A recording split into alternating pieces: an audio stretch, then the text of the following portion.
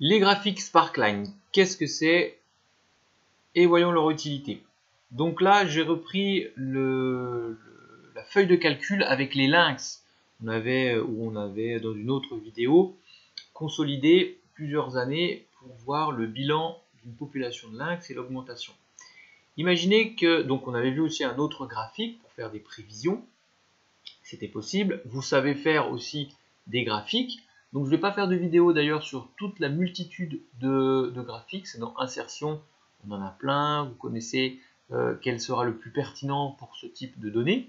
Mais je vais vous expliquer directement les Sparkline, qui sont des graphiques incrustés dans des cellules.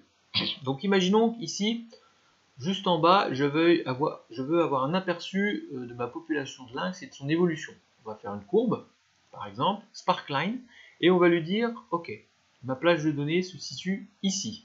C'est vraiment important qu'elle soit dans l'ordre, parce que lui, il ne va pas faire la différence s'il y a un trou dans vos données. Donc vous voyez, c'est parti, on voit comment ma population évolue. Si j'avais voulu faire, donc dans insertion, Sparkline, histogramme, un histogramme, parce que vous préférez, les deux sont corrects pour une évolution de population. Voyons voir, et bien pareil, on a ça.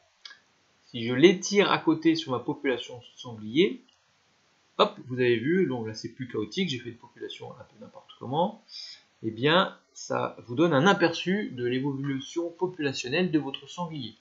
À côté, je vais insérer une colonne et on va dire que je vais rentrer des données de cerf, où là c'est une population, disons, qui va descendre, 100,